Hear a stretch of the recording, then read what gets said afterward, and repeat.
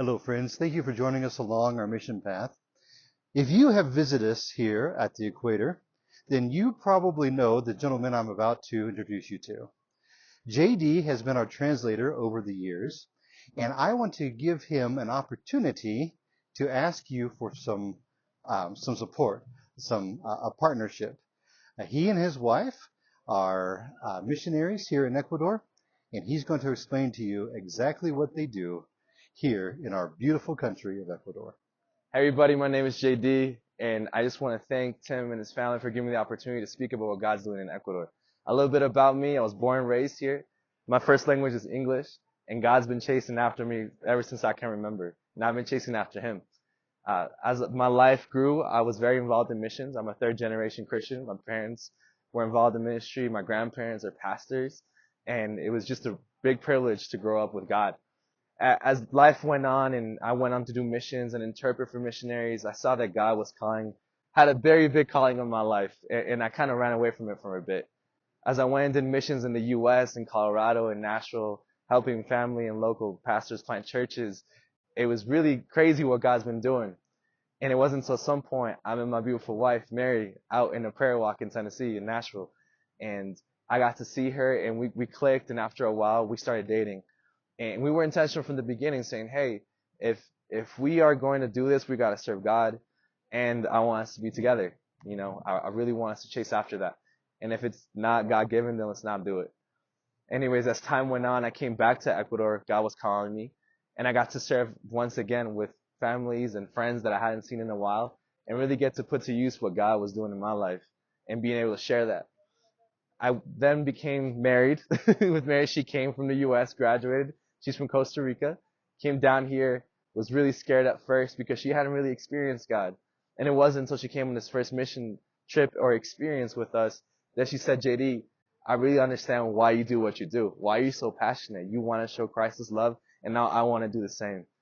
And that, I never thought I could love her more, but that made me love her more. And as that was going on and we grew into our marriage, during the first year, he called me to serve at a Christian skate park, share with the local youth there. And as I was comfortable there, God said, all right, it's time. And I was like, God, what do you mean?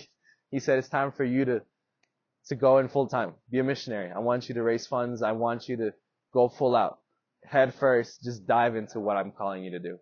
At first, I was terrified, saying, God, I don't know if I can do that. I'm used to you, providing through a paycheck and what's stable. He said, I need you to trust me in this. All right, God.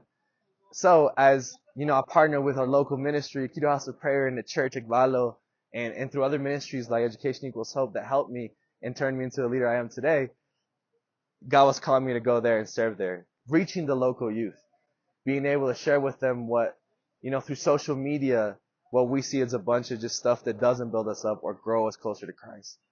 So then we were going to try and work a program that would reach the youth. And most of the people that are in our church or in the ministry are because of that. But the calling was further than that. It goes to go and reach this youth, to equip the local Ecuadorian youth to go out and be missionaries out and abroad. So I said, God, all right, if we're going to do this, I trust you full on. And as Mary and I were looking for a new house, it's crazy. God did something amazing. We're like, all right, God, if this is you. We're going to look for a new place to live, and we trust you with it. And he said, JD, I want you to start praying for someone to pay for your rent. I said, that sounds kind of extravagant, God. I don't know if I want to pray that. That sounds kind of out there. But I started praying about it, and it wasn't until a friend of mine from the U.S. said, JD, I really believe in what God's doing in your life with Mary and where he's calling you in this season. So here's 3 months of rent. And I couldn't believe it. God was just so good. And that's all right, God. We'll believe you for it, and we'll stick to you. And so with that, my job now is to run head on, to share the gospel, to share about Jesus, to share about his love, so that Ecuadorians and people around the world can hear about it. And that's training local youth. And that's getting involved with the new generation, because we're next up. So with that, I just wanted to share with you that I would love to partner with you guys, or love for you to partner with me, so that our goal is to reach $1,300 a month, to be able to run full on, no stops, no setbacks, and really give into full-time ministry. And I would ask that you pray about it, whether it's, partnering with us through prayer, through messages, or through sharing this message with someone you think that would be interested in partnering with what God's doing here in Ecuador. That could look like $30 a month, $100 a month, or whatever God puts in your heart. But just know that when you sow into this ministry, you're not sowing into JD or what JD's doing, but you're sowing into what God's doing here.